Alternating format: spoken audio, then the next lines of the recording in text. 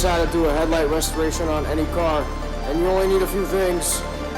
Alright, for starters, here are the things you'll need. A spray bottle, sandpaper grit levels 1000 through 3000, masking tape, a drill Velcro attachment, a polished foam Velcro pad, some sort of headlight restorer compound, a rag and some paper towels, and that's it. First step, clean all gunk off your headlight. Step 2, you want to put some tape around your headlight so when you're sanding it doesn't mess up your paint job. Step 3 is to start wet sanding your headlights. Depending on how bad they are, you want to start with more coarse sandpaper, then working up to more smoother and smoother sandpaper. You don't want to use sandpaper that's like 600 grit. You will absolutely destroy your headlights. For example, here is what we did on this specific car. I started with 1000 grit. You spray water on the headlight and you begin sanding. You want to make sure you keep the headlight constantly wet as you're sanding, and try to sand in a certain direction. Wet sanding your headlight removes junk that is oxidized onto your headlight's plastic, making them more clear.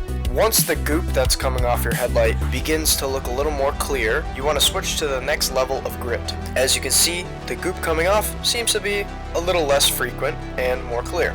Now we're almost there. You want to switch to 2000 grit, because before we were just sanding off the gunk, and now we're smoothening the headlight. At this point your headlight should already look a lot more clear, and there shouldn't be that much goop coming off. So this is when you would switch over to 3000, and even less gunk will come off, but all you're really doing is just tidying up the headlight, because you don't want any scratches to appear. After a while, once you feel that your headlight is ready, and you think you're done with the sanding portion, fully dry off your headlight with some paper towels. You want the headlight to be fully dry. Now, it's already looking a lot better compared to before, but it's still kind of meh.